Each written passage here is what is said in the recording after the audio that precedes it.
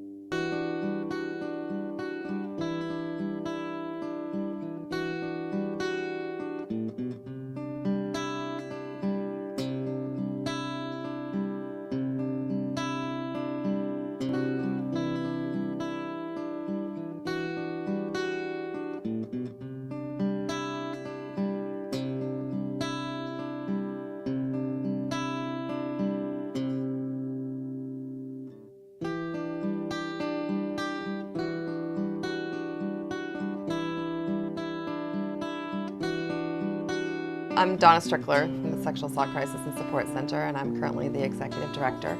Started this work back in 1987 as a volunteer.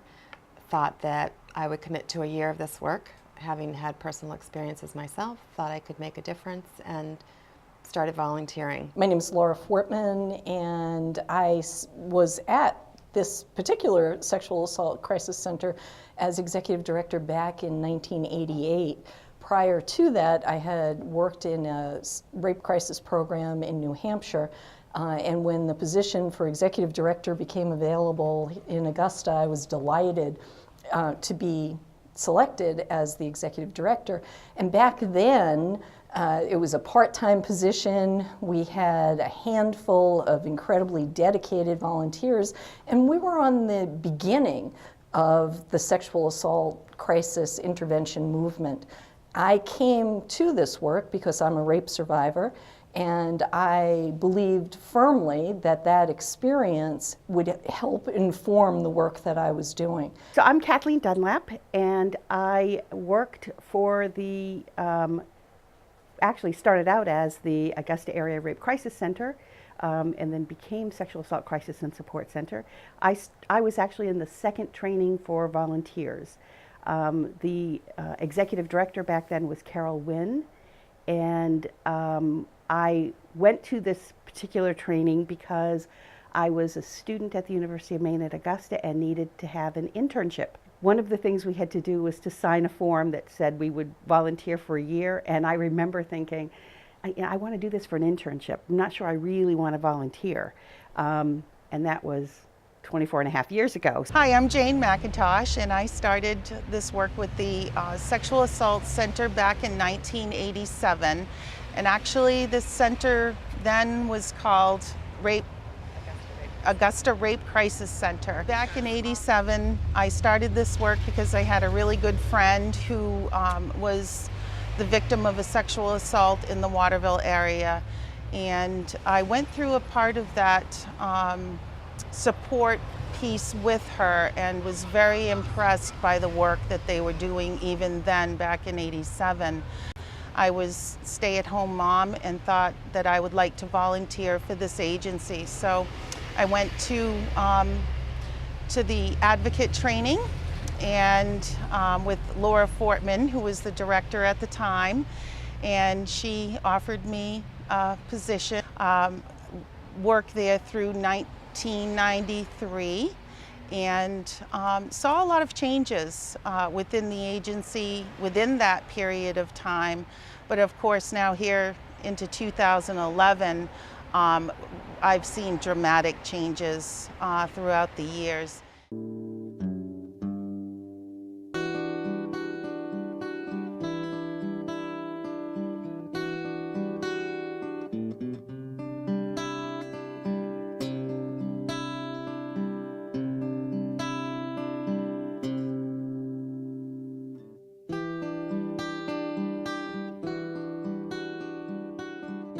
began this work, we were only covering a part of a county.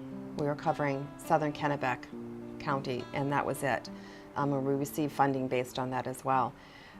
Soon after I began this work, we actually took on covering service area of Knox and Waldo counties, which then also provided, although minimal, a piece of money to help provide services to that area that previously was not served at all. Around 1998, when we took on the area or started serving Knox and Waldo County, the board of directors got together and decided that we need to be more inclusive in our name as well.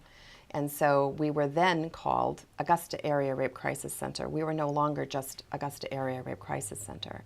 And so we decided that we would change our name, which was quite a process, but to be inclusive of the area that we covered, but also the services that we covered.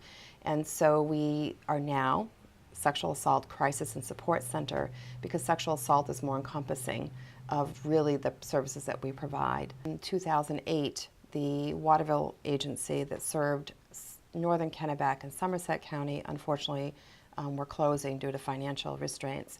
And so from that, we along with the coalition, decided that it was really important there were no gaps in services. And so we expanded our services with financial support, state funding, to provide services to northern Kennebec and Somerset counties.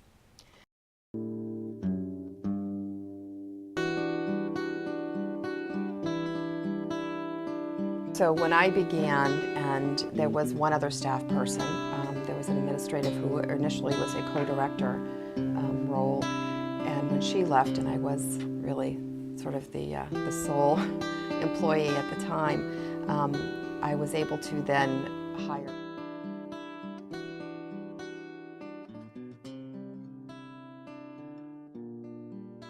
My name is Jennifer Howe. I'm the Community Outreach Manager at the Sexual Assault Crisis and Support Center. I have worked here since 1999, in the fall of 1999.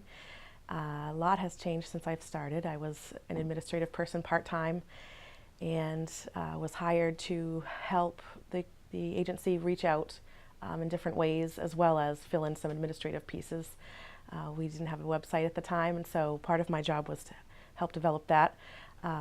A lot of places were just getting into having a website, and we found it, and Donna, the director, found it very necessary to reach the people who we weren't otherwise reaching. And so it was very exciting to see that beginning happen, and after almost 12 years, we've evolved that piece of our agency. Now we have a very active website. We utilize social networking.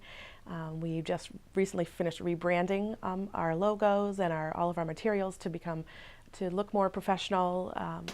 We're reaching more people, I think, than maybe calling. We receive an increase in hits on our website and our community outreach opportunities, such as our teen website, which is also new, and those numbers are increasing all the time. And those people may not be calling, but they're receiving information from us because we're constantly updating it and making sure that it's current and relevant to the people that we're trying to serve. We're fortunate that we now have 9 employees, dedicated staff that are helping to make this work happen.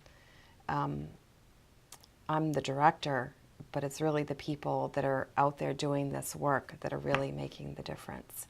And I'm fortunate that I have folks supporting this work and making it happen.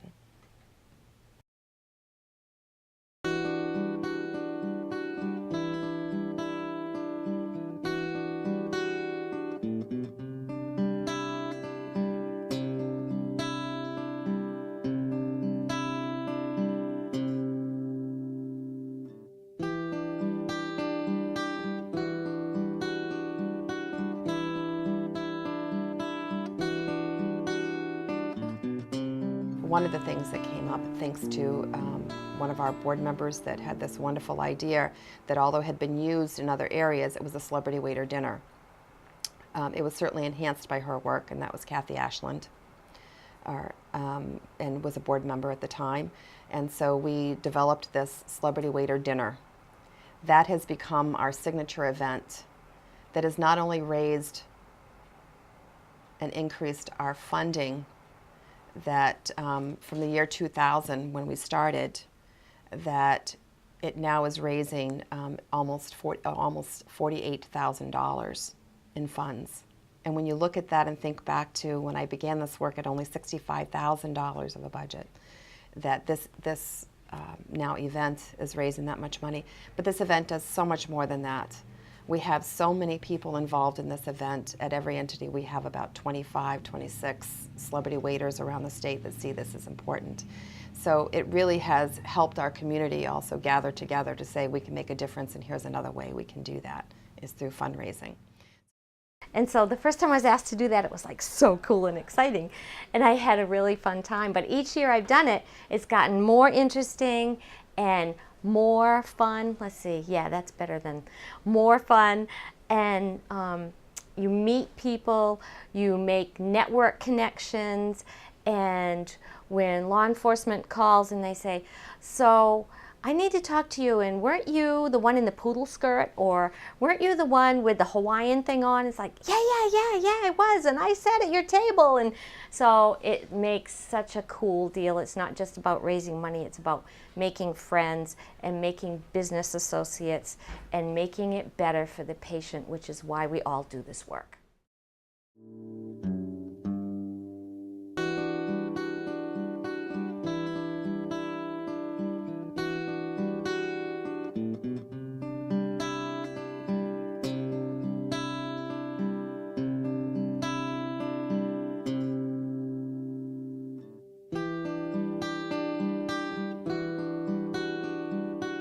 My name is Alan Kelly. I'm the Deputy District Attorney for Kennebec and Somerset Counties. I've been a prosecutor since 1979, which is going on 32 years. I've been actively involved in the prosecution of sexual assault and child sexual abuse cases since the early 1980s. In the early years, when I began prosecuting, it was very much a situation where the law enforcement officers involved in the investigation of child sexual abuse cases often had, for lack of a better term, mistrust for advocacy groups on behalf of victims. And I think that that is perhaps the biggest change in the last 32 years has been the growth of understanding by law enforcement of the role of the advocacy group, and also the understanding on the part of the advocates of the role of law enforcement. I'm Ray Mornister, a recently retired police officer from the Augusta Police Department. I began work with the Augusta Police Department as a patrolman in 1988. Shortly thereafter, roughly around 1990, I was able to get into the Criminal Investigation Division as a juvenile officer / detective. I wore basically two hats. Almost immediately, I began investigating sexual assaults. As I progressed, I started leaning more and more on the advocates from the center. As I went through these, and these cases were starting to affect me more and more, I realized how much the advocates supported me.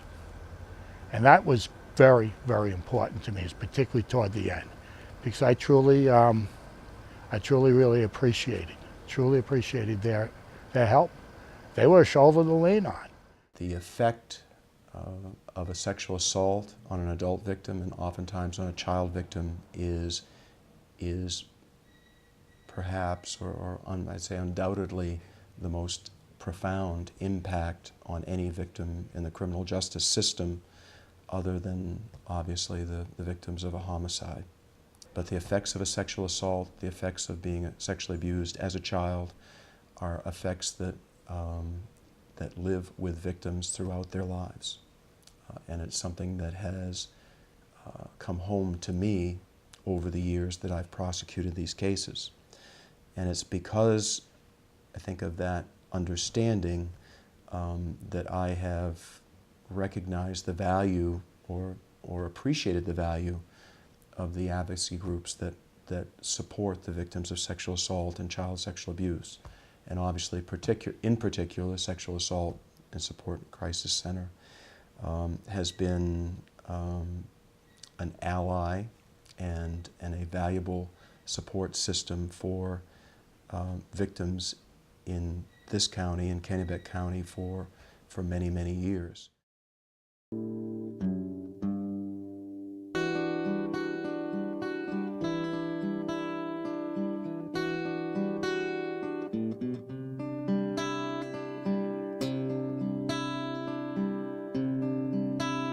One of the things that I knew really early on that we needed to do was to provide prevention, because we were constantly just reacting and responding to crisis.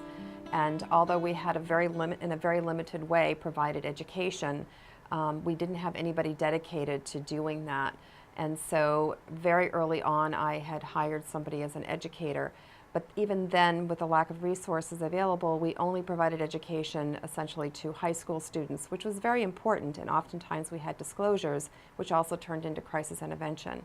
That hasn't changed. However, what has changed is our expansion in education, and that now not only do we provide education to high school students, but also to college students and actually to grade school students as well. One of the things that we have been able to do after all of these years is look at developing a child advocacy center.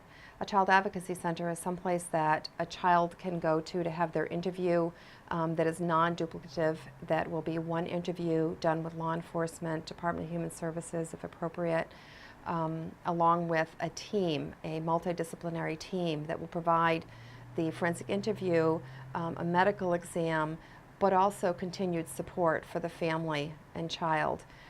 That will not be something that has to wait weeks in order to have happen for the child. Transportation will no longer be an issue. Many other barriers for children and families. And so we're very excited about the support that we've received from Maine General Hospital, the community, and our multidisciplinary team in order to make that a reality.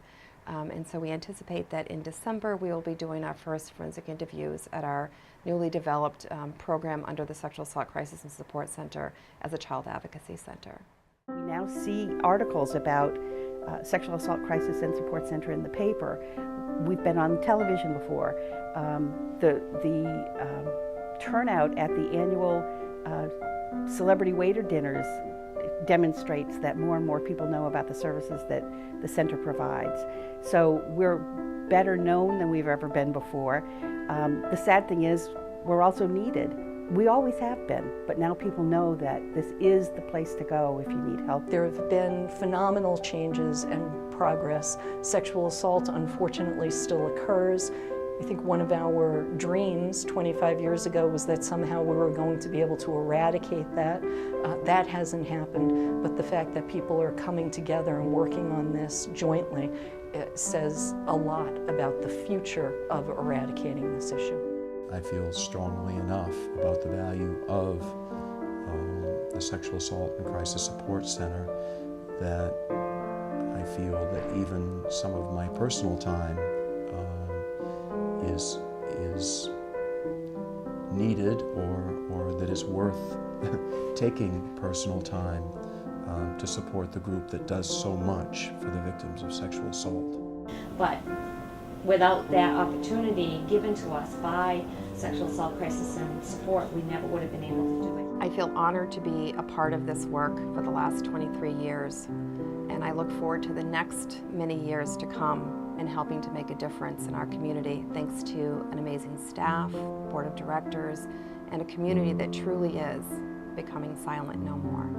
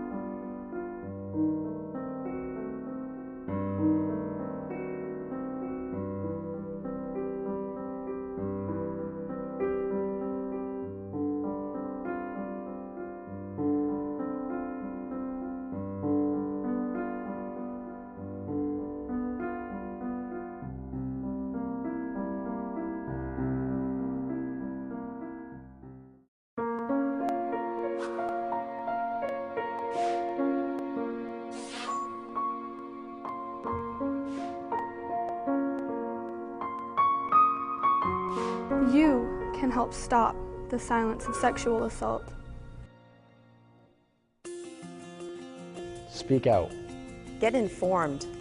Support survivors. We can all help the community become silent no more. Find out how at silentnomore.org.